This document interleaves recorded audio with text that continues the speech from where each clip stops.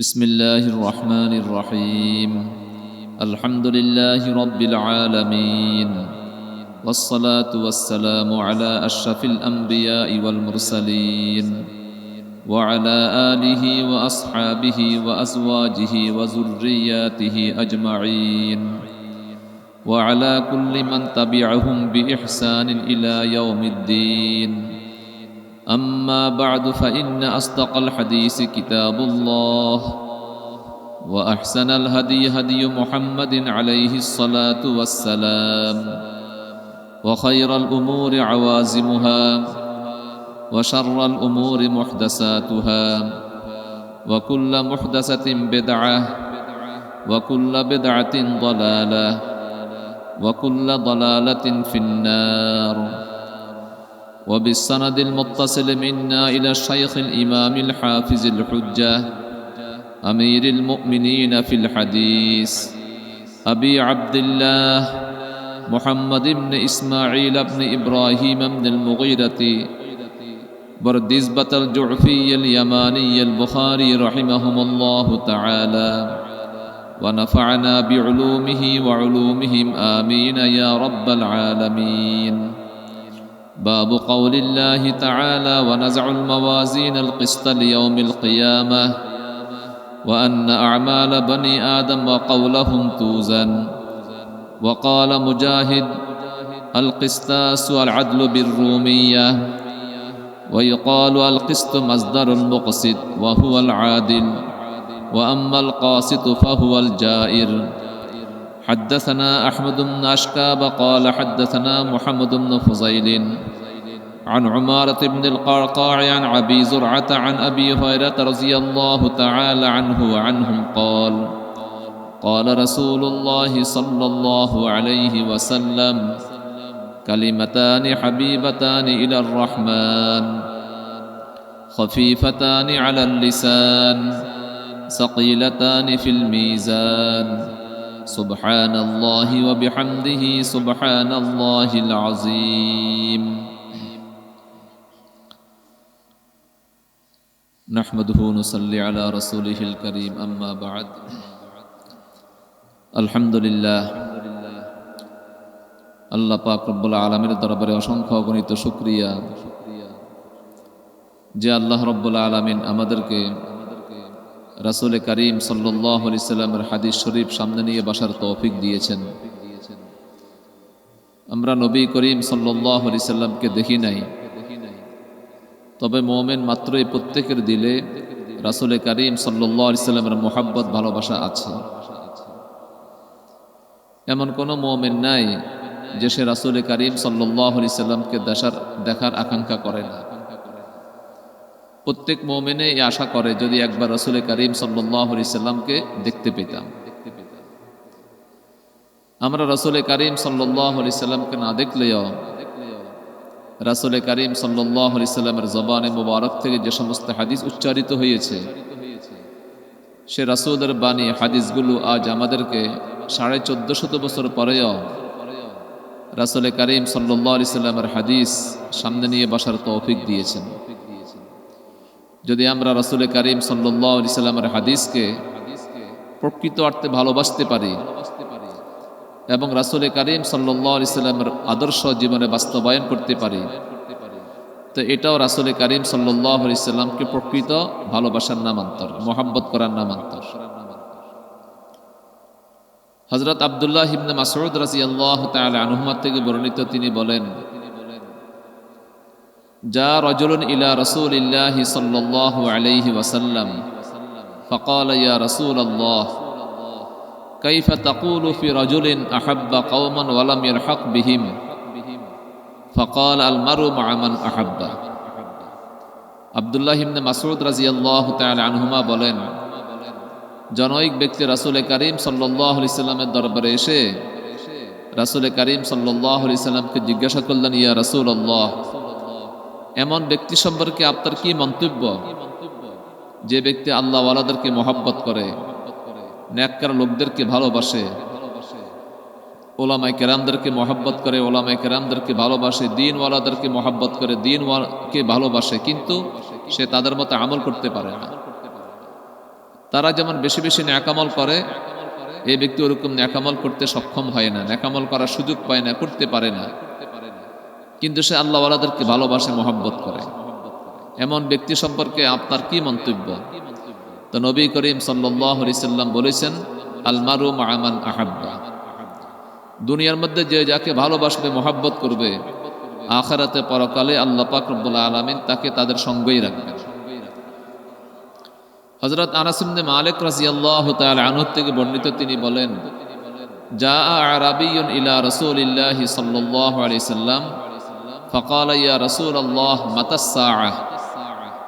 এক গ্রাম্য সাহাবী রাসূল করিম সাল্লাল্লাহু আলাইহি সাল্লামের দরবারে এসে রাসূল করিম সাল্লাল্লাহু আলাইহি সাল্লামকে জিজ্ঞাসা করলেন, ইয়া রাসূলুল্লাহ, কিয়ামত কখন হবে? কিয়ামত তো হবে, কোনো সন্দেহ আছে? কোনো সন্দেহ নেই। এটা কোরআনে কারিমের আয়াত দ্বারা প্রমাণিত, রাসূলের হাদিস দ্বারা প্রমাণিত, কিয়ামত হবেই হবে। আর কিয়ামত সম্পর্কে বিশ্বাস করা, এটা ঈমানের একটা অবিচ্ছেদ্য অংশ। তো গ্রাম্য সাহাবী নবী করিম সাল্লাল্লাহু আলাইহি সাল্লামকে প্রশ্ন করলেন, কিয়ামত কখন হবে? তো রাসূল করিম সাল্লাল্লাহু আলাইহি সাল্লাম তাকে জিজ্ঞাসা করলেন, ওয়া মা আ'দাত্তা লাহা, যে তুমি আমাকে জিজ্ঞাসা করছো কিয়ামত কখন হবে, তুমি কিয়ামতের জন্য কি প্রস্তুতি গ্রহণ করেছো? তুমি কিয়ামতের জন্য কি প্রস্তুতি গ্রহণ করেছো? তখন সে গ্রাম্য সাহাবী বললেন, ওয়া মা আ'দাত্তু লাহা ইল্লা আন্নী উহিব্বুল্লাহ ওয়া রাসূলাহু। হে আল্লাহ রাসূল সাল্লাল্লাহু আলাইহি সাল্লাম, আমি কিয়ামতের জন্য কোনো প্রস্তুতি গ্রহণ করতে পারি নাই, আমার তেমন কোনো আমল নেই, তবে আমি আল্লাহকে মহব্বত করি, রাসূলকে মহব্বত করি, আল্লাহকে ভালোবাসি, রাসূলকে ভালোবাসি। সাহাবায়ে কেরামদের মহব্বত আমাদের মহব্বতের মতো ছিল না। আমরা তো মুখোমুখি মহব্বত করি, মুখোমুখি ভালোবাসি, কিন্তু সাহাবায়ে কেরাম রাসূল করিম সাল্লাল্লাহু আলাইহি সাল্লামকে, আল্লাহ তাআলাকে দিল থেকে ভালোবাসতেন, দিল থেকে মহব্বত করতেন। তো বলে, ইল্লা আন্নী উহিব্বুল্লাহ ওয়া রাসূলা, আমি আল্লাহকে ভালোবাসি, রাসূলকে ভালোবাসি। তো নবী করিম সাল্লাল্লাহু আলাইহি সাল্লাম বললেন, আনতা মা'a মান আহবাবতা, তুমি দুনিয়াতে যাকে ভালোবাসো, মহব্বত করো, হাসর ময়দানে আল্লাহ পাক রব্বুল আলামিন তোমাকে তাদের সঙ্গেই রাখবেন। হযরত আনাস ইবনে মালিক রাদিয়াল্লাহু তাআলা আনহু বলেন, ফামা রাআইতুল মুসলিমিনা ফারিহু বিশাইইন বা'দা ইসলামিহিম ফারহাহুম বিহা। বলে সাহাবায়ে কেরাম, মুসলমানগণ রাসূল করিম সাল্লাল্লাহু আলাইহি সাল্লামের এই কথা শুনে এত আনন্দিত হয়েছেন, ইসলাম ধর্ম গ্রহণ করার পর আমি সাহাবায়ে কেরামদেরকে কোনো কথায় এত আনন্দিত হতে দেখি নাই। যে রাসূল করিম সাল্লাল্লাহু আলাইহি সাল্লাম যখন বলেছেন যে আনতা মা'a মান আহবাবতা, তুমি দুনিয়াতে যার সঙ্গে থাকো, যাকে মহব্বত করো, ভালোবাসো, আখিরাতে পরকালে আল্লাহ পাক তাদের সঙ্গেই তোমাকে রাখবেন। বলে এই কথা সাহাবায়ে কেরামদেরকে খুবই আনন্দিত করেছে। কেন? সাহাবায়ে কেরাম রাসূলকে মহব্বত করতেন, রাসূলকে ভালোবাসতেন। তো রাসূলের হাদিস অনুসারে হাসর ময়দানে পরকালে রাসূল করিম সাল্লাল্লাহু আলাইহি সাল্লামের সঙ্গেই তারা থাকবেন। এটাই তাদের বড় আশা ছিল, বড় পাওনা ছিল। হযরত আনাস ইবনে মালিক রাদিয়াল্লাহু তাআলা আনহু বলেন, আনা উহিব্বুন নাবিয়্যা ওয়া আবা বকর ওয়া উমারা ফাআরজু আন আকুনা মা'আহুম বিহুব্বি ইয়াহুম। আমি নবী করিম সাল্লাল্লাহু আলাইহি সাল্লামকে মহব্বত করি, আবু বকর সিদ্দিককে মহব্বত করি, উমর ফারুককে মহব্বত করি। তাদেরকে মহব্বত করার কারণে আমি আশাবাদী যে হাসর ময়দানে পরকালে আমি তাদের সঙ্গেই থাকব। তো এই জন্য আমাদেরকে বেছে নেওয়া দরকার, আমরা কাদেরকে মহব্বত করব? আমরা আল্লাহকে মহব্বত করব, রাসূল করিম সাল্লাল্লাহু আলাইহি সাল্লামকে মহব্বত করব, আল্লাহ ওয়ালাদেরকে মহব্বত করব। দ্বীনি প্রতিষ্ঠানকে মহব্বত করা, দ্বীন ওয়ালাদেরকে মহব্বত করা, হক্কানি আলেম ওলামাদেরকে মহব্বত করা, আল্লাহর ওলিদেরকে মহব্বত করা, কোরআনকে মহব্বত করা, ইসলাম ধর্মকে মহব্বত করা, এটা আল্লাহকে মহব্বত করার নিদর্শন। রাসূল করিম সাল্লাল্লাহু আলাইহি সাল্লামকে মহব্বত করার নিদর্শন, ইসলাম ধর্মকে মহব্বত করার নিদর্শন। তো আলহামদুলিল্লাহ, যে আজ আল্লাহ পাক রব্বুল আলামিন আমাদেরকে সেই রাসূল করিম সাল্লাল্লাহু আলাইহি সাল্লামের হাদিস নিয়ে সামনে বসার তৌফিক দিয়েছেন। যে কিতাবটা আমাদের সামনে আছে, কিতাবের নাম হলো বুখারী শরীফ। অত্র মাদ্রাসার আসিজায়ে কেরামদের মেহনতের বরকতে আমাদের কিছু মেয়েরা দাওয়ারে হাদিস শরীফ থেকে ফারেগ হয়েছেন, আলহামদুলিল্লাহ। পুরো বছর তাদেরকে বুখারী শরীফ পড়ানো হয়েছে। আজ শেষ দরসের মাধ্যমে, শেষ হাদিসের মাধ্যমে এই বুখারী শরীফকে পরিপূর্ণ করা হবে এবং তাদের দরসে নিজামি পূর্ণাঙ্গতা লাভ করবে। তো সহিহ বুখারী শরীফ এটা সংক্ষিপ্ত নাম, তার একটা পরিপূর্ণ নামও আছে। পরিপূর্ণ নাম কি, এ সম্পর্কে দুইটি বর্ণনা আছে।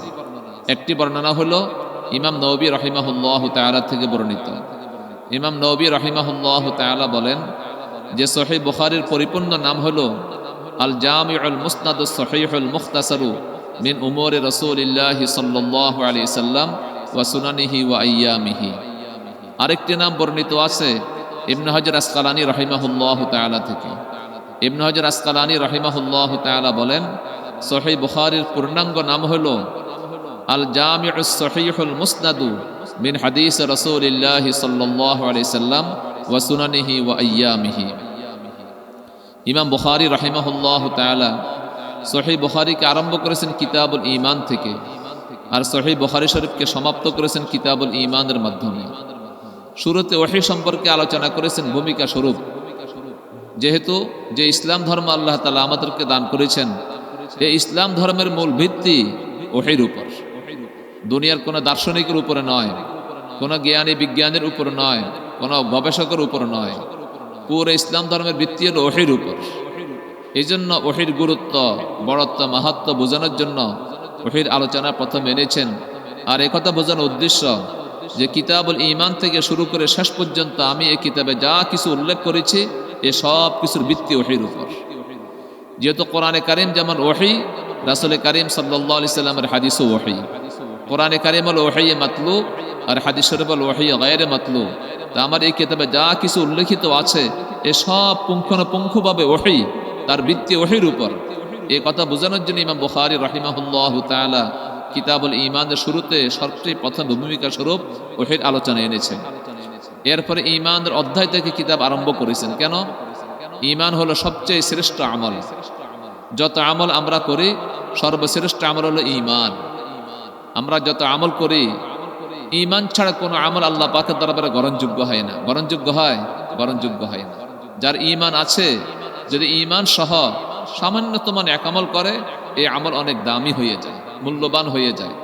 আর যার ঈমান নাই, ঈমান থেকে মাহরুম, ঈমান থেকে বঞ্চিত, সে যত ভালো কাজ করুক না কেন দুনিয়াতে সামান্য বিনিময় পেলেও পেতে পারে, কিন্তু ঈমান না থাকার কারণে আখিরাতে পরকালে কোনো বিনিময় পাবে না। কোরআনে কারীমে আল্লাহ পাক রব্বুল আলামিন বলেন ওয়াল্লাযীনা কাফারু আ'মালুহুম কাসারাবিন বাকিয়াতিন ইয়াহসাবুহু যামআনু মাআ।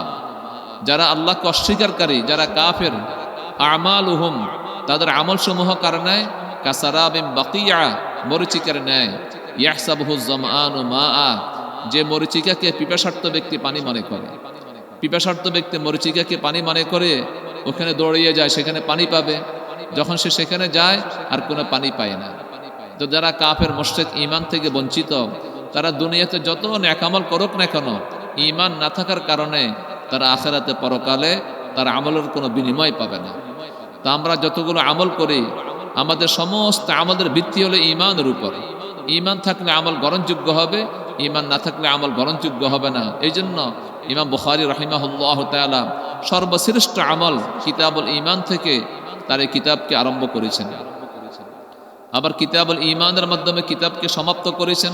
কেন? যে এই সহিহ বুখারী শরীফের সর্বশেষ অধ্যায় হলো কিতাবুত তাওহীদ, তাওহীদের অধ্যায়। আর ঈমানের ভিত্তি হলো তাওহীদের উপর। ঈমানের ভিত্তি হলো তাওহীদের উপর। যদি তাওহীদ হয় তাহলে ঈমান ঠিক আছে, তাওহীদ নাই, ঈমান ঠিক নাই। আল্লাহর একাত্মকে বিশ্বাস করা, তাওহীদকে বিশ্বাস করা, তাওহীদের উপরে ভিত্তি হলো ঈমানের ভিত্তি। এই জন্য তিনি সর্বশেষ অধ্যায় এনেছেন কিতাবুত তাওহীদ, তাওহীদের অধ্যায়। এখানে একটা প্রশ্ন আসে, যদি তাওহীদের উপর ঈমানের ভিত্তি হয়ে থাকে তাহলে প্রয়োজন ছিল কিতাবুল ঈমানের উপরে কিতাবুত তাওহীদকে উল্লেখ করা।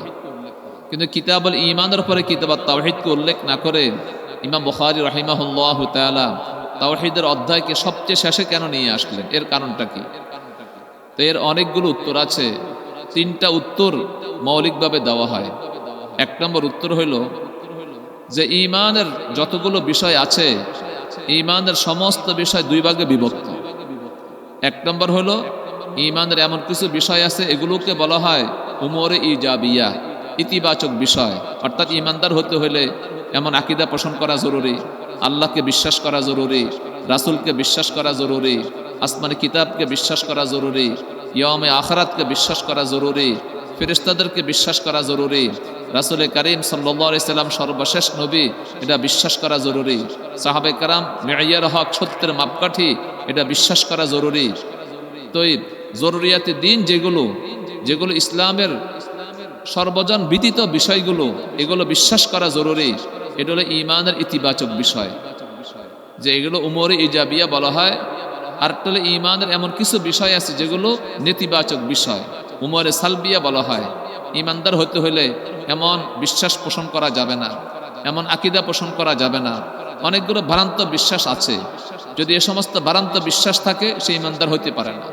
ঈমানদার হতে হলে যত ভ্রান্ত বিশ্বাস আছে সমস্ত ভ্রান্ত বিশ্বাস থেকে পবিত্র হয়ে খাঁটি ঈমানদার হইতে হবে এবং সহিহ আকীদা পোষণ করতে হবে। তো ইমাম বুখারী রাহিমাহুল্লাহ তাআলা কিতাবুল ঈমান থেকে আরম্ভ করে কিতাবুত তাওহীদের আগ পর্যন্ত ঈমানের ইতিবাচক বিষয়গুলো আলোচনা করেছেন। আর কিতাবুত তাওহীদ থেকে শেষ পর্যন্ত ঈমানের নেতিবাচক বিষয়গুলো আলোচনা করেছেন। যে ঈমানদার হতে হলে এমন এমন ভ্রান্ত বিশ্বাস পোষণ করা যাবে না। যেমন মনে করেন বর্তমানে আছে আহলে কোরআন, একটা দল আছে, নাম দিছে আহলে কোরআন, আসলে তারা কোরআনকে অস্বীকারকারী, রাসূল করিম সাল্লাল্লাহু আলাইহি সাল্লামের হাদিসের অস্বীকারকারী। এখন যদি আমি হাদিসকে অস্বীকার করি, কোরআনকে অস্বীকার করি, আমি ঈমানদার হতে পারবো? ঈমানদার হতে পারবো না। একটা দল আছে হিজবুত তাওহীদ, কত সুন্দর নাম, তাওহীদের দল। আসলে নাস্তিকের সবচেয়ে বড় ইমাম, নাস্তিকদের সবচেয়ে বড় ইমাম হলো হিজবুত তাওহীদ, কিন্তু নাম দিয়েছে হিজবুত তাওহীদ, তাওহীদের দল। তাদের প্রত্যেকটা আকীদা বিশ্বাস কোরআন কারীমের পরিপন্থী, হাদিসের পরিপন্থী, ইসলামী আকীদার পরিপন্থী। তো যদি আমি তাদের বিশ্বাসে বিশ্বাসী হয়ে যাই, আমি ঈমান থেকে বের হয়ে যাব, আমি নাস্তিক মুরতাদ হয়ে যাব, আমাকে ঈমানদার বলা হবে না, ঈমান থেকে বহির্ভূত হয়ে যাব। ইমাম বুখারী রাহিমাহুল্লাহ তাআলা কিতাবুত তাওহীদ থেকে শুরু করে শেষ পর্যন্ত ঈমানের নেতিবাচক বিষয়গুলো আলোচনা করেছেন। আর প্রত্যেকটি পরিচ্ছেদের মধ্যে কোনো না কোনো একটা বাতিল মতবাদকে খণ্ডন করেছেন। কোথায় কাররামিয়াকে খণ্ডন করেছেন, কোথায় মুআতাজিলাকে খণ্ডন করেছেন, কোথায় জাহমিয়াকে খণ্ডন করেছেন, কোথায় খাওয়ারিজকে খণ্ডন করেছেন, কোথায় কদরিয়াকে খণ্ডন করেছেন। এবং সর্বশেষ যে পরিচ্ছেদ, বাবু কাউলিল্লাহি তাআলা ওয়া নাযউল মাওয়াজিন আল কিসত লিয়াউমিল কিয়ামা, এটা হলো কিতাবুত তাওহীদের সর্বশেষ পরিচ্ছেদ। কিতাবুত তাওহীদের মধ্যে মোট 58টি পরিচ্ছেদ আছে। এই 58টি পরিচ্ছেদের মধ্যে সর্বশেষ পরিচ্ছেদ হলো যে পরিচ্ছেদটা আজকে পড়া হলো, আর যে পরিচ্ছেদের মাধ্যমে ইমাম বুখারী রাহিমাহুল্লাহ তাআলা সহিহ বুখারী শরীফকে সমাপ্ত করেছেন, বাবু কাউলিল্লাহি ওয়া নাযউল মাওয়াজিন আল কিসত লিয়াউমিল কিয়ামা। এই পরিচ্ছেদের মাধ্যমে ইমাম বুখারী রাহিমাহুল্লাহ তাআলা একটা ভ্রান্ত দলকে খণ্ডন করেছেন। সে ভ্রান্ত দলের নাম হলো ফিরকায়ে মুআতাজিলা। এদের যে আকীদা বিশ্বাস সবগুলো ভ্রান্ত।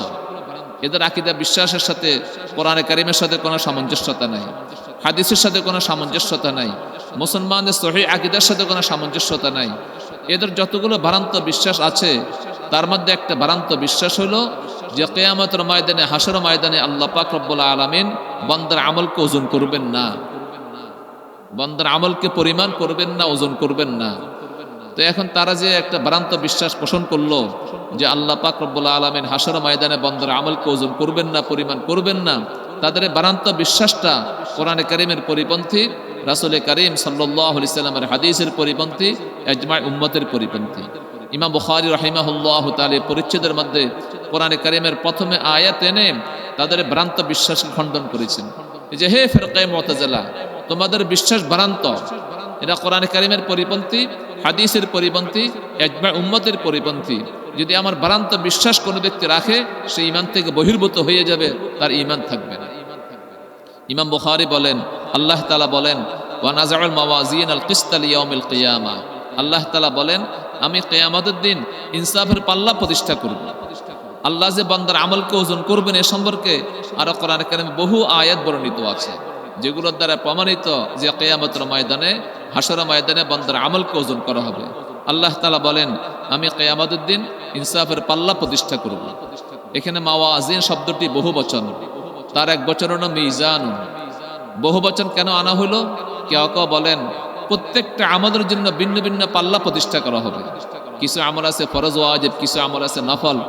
ফরজ ও ওয়াজিবের জন্য ভিন্ন পাল্লা প্রতিষ্ঠা করা হবে, নফল আমলের জন্য ভিন্ন পাল্লা প্রতিষ্ঠা করা হবে।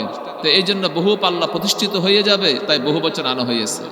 আবার কেউ কেউ বলেন প্রত্যেক মানুষের জন্য ভিন্ন ভিন্ন পাল্লা প্রতিষ্ঠা করা হবে তার আমলকে ওজন করার জন্য। তো কত লাখ ও কোটি কোটি মানুষ হাসর ময়দানে জমা হবে, কত পাল্লা প্রতিষ্ঠা করা হবে, এই জন্য মাওয়াজিনকে বহু বচন আনা হয়েছে। কিন্তু বিশুদ্ধতম মতামত হইল পাল্লা একটাই হবে, পাল্লা অনেকগুলো হবে না, পাল্লা একটাই হবে। তবে এই পাল্লা হবে বিশাল। তার বিশালতা বুঝাবার জন্য এখানে মাওয়াজিনকে বহু বচন আনা হয়েছে।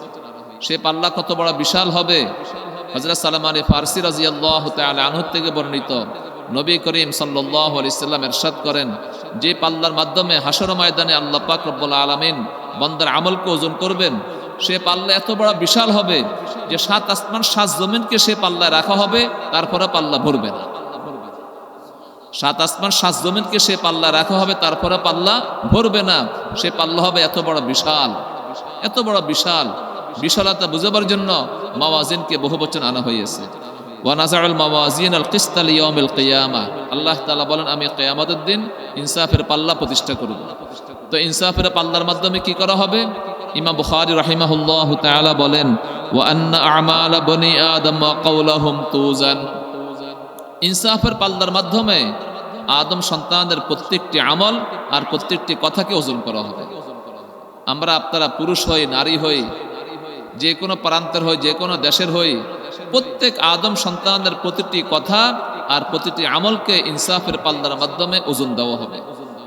ইমাম বুখারী রাহিমাহুল্লাহ তাআলা এই কথা বুঝাতে চাচ্ছেন, ও আল্লাহ পাকের বান্দা বান্দিগণ, যে কোনো আমল করবা সাবধানে করবা, যে কোনো কথা বলবা সাবধানে কথা বলবা।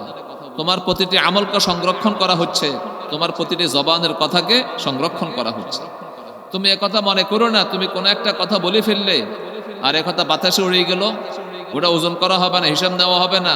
না, তোমার আমলের নয়, তোমার প্রত্যেকটি কথাকে হিসাব করা হবে, প্রত্যেকটি কথাকে ওজন করা হবে। মিজানের পাল্লার মাধ্যমে আল্লাহ ওজন করবেন, ওজন করে তোমার ব্যাপারে আল্লাহ ফয়সালা এবং সিদ্ধান্ত দিবেন। এই জন্য কোরআনে কারিমে আল্লাহ তাআলা বলেন, ইয়া আইয়ুহাল্লাযীনা আমানুত্তাকুল্লাহা ওয়া কুলু কাওলান সাদীদা, হে মুমিনগণ তোমরা আল্লাহকে ভয় করো আর সঠিক কথা বলো। সঠিক কথা বলা মানে জবানকে কন্ট্রোল করো, জবানকে নিয়ন্ত্রণ করো। এই জন্য দেখা যায় আমরা অনেকে গল্প গুজবে বসি, গল্প গুজবে বসলে দুনিয়ার আজগুবি কথা শুরু হয়ে যায়, যে সমস্ত কথার কোনো ভিত্তি নাই। এই গল্পে ঘন্টাকে ঘন্টা সময় নষ্ট হয়ে যায়। মা বোনেরা গল্পে বসে, ঘন্টায় ঘন্টা সময় নষ্ট হয়ে যায়। অনেক ভাইয়েরা গল্পে বসে, ঘন্টায় ঘন্টা সময় নষ্ট হয়ে যায়। জীবনের মূল্যবান হায়াত নষ্ট হয়ে গেল, সময় নষ্ট হয়ে গেল। ইমাম বুখারী রাহিমাহুল্লাহু তাআলা বলেন, সাবধান, তোমার প্রত্যেকটি কথাকে ওজন করা হবে, কথা নিয়ন্ত্রণ করে বলবে, কথা কন্ট্রোল করে বলবে। তোমার জবানকে কন্ট্রোল করো, জবানকে নিয়ন্ত্রণ করো, জবানকে সাবধান করো। যে কোনো কথা বলবে চিন্তা করবে আমার এই কথার ফলাফল কি হবে, এই কথার পরিণাম কি হবে। ওয়ান আমালা বনি আদম ওয়া কাওলাহুম তুজান, বনি আদমের প্রত্যেকটি আমল প্রত্যেকটি কথাকে ওজন করা হবে। এখানে একটা প্রশ্ন আসে যে আমরা যে আমল করে কথা বলি তার কোনো শরীর আছে? আমাদের কোনো শরীর আছে, দেহ আছে? কথার কোনো দেহ আছে, শরীর আছে? তার দৈর্ঘ্য প্রস্থ নাই। তো শরীরবিহীন, দেহবিহীন, দৈর্ঘ্য প্রস্থবিহীন আমলকে, কথাকে ওজন করা হবে কিভাবে? ওজন তো করা হয় এমন বস্তুকে যে বস্তুর দেহ আছে, শরীর আছে, যে বস্তুর প্রস্থ আছে, দৈর্ঘ্য আছে, আকৃতি আছে, এমন বস্তুকে ওজন করা হয়। আমরা যে আমল করি, কথা বলি, এই আমলের তো কোনো দেহ নাই, তার কোনো শরীর নাই, তার কোনো দৈর্ঘ্য নাই, প্রস্থ নাই, আকৃতি নাই, এই আমলকে ওজন করা হবে কিভাবে? আর এই কারণে মুতাজিলা পন্থী তারা আমল ওজন করাকে অস্বীকার করেছে। তারা ওহীর উপর তারা তাদের বিবেককে প্রাধান্যতা দিয়েছে। তো এখানে ওলামা কেরাম অনেক জবাব দিয়েছেন। কেউ জবাব দিয়েছেন আমল নামাকে ওজন করা হবে, আমল নামাকে ওজন করা হবে। আবার কেউ জবাব দিয়েছেন আমাদের প্রত্যেকটি আমলকে, প্রত্যেকটি কথাকে আল্লাহ পাক রব্বুল আলামিন হাসর ময়দানে দেহের আকৃতি দান করবেন, দেহের রূপ দান করবেন। দেহের রূপ, দেহের আকৃতি দিয়ে আমাদের আমল আর আমাদের কথাকে ওজন করা হবে। কিন্তু সবচেয়ে সহি কথা হলো যে আমলকে যে ওজন করা হবে, ওজনকারীকে আল্লাহ। ওজন করা মানুষের কাজ নয়, ওজন করা ফেরেশতার কাজ নয়। সে আখিরাতে পরকালে ওজন করবেন আল্লাহ পাক রব্বুল আলামিন। তাই আল্লাহ পাক রব্বুল আলামিন তো দেহবিহীন, শরীরবিহীন এই আমলকে ওজন করার ক্ষমতা আছে কিনা বলেন? এতে কোনো সন্দেহ নেই। দেখেন বর্তমানে দেখা যায় এই আধুনিক যুগে সায়েন্স বিজ্ঞান অনেক যন্ত্র আবিষ্কার করেছে, যে সমস্ত যন্ত্রের মাধ্যমে এমন এমন বস্তুকে মাপা হয় যে বস্তুর দেহ নাই, শরীর নাই। গরমকালে গরমের পরিমাণকে মাপা হয়, শীতকালে শীতের পরিমাণকে মাপা হয়, ডায়াবেটিস মাপা হয়, রক্তের সুগার মাপা হয়, আরো বিভিন্ন জিনিস মাপা হয়। এগুলোর কোনো দেহ আছে, কোনো শরীর আছে? শরীর নেই। তাহলে এই মেশিন তো আবিষ্কার করেছে মানুষ তাদের জ্ঞান দ্বারা। এই মানুষকে জ্ঞান দান করলেন কে? আল্লাহ।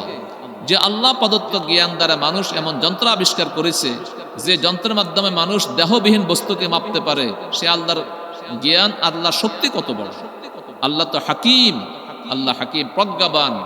অবশ্যই সে আল্লাহ পাক রব্বুল আলামিন কোনো আকৃতি প্রদান করা ব্যতীত, শরীর দান করা ব্যতীত, দেহবিহীন শরীরবিহীন আমাদের আমল এবং কথাকে পরিপূর্ণভাবে মাপতে সক্ষম।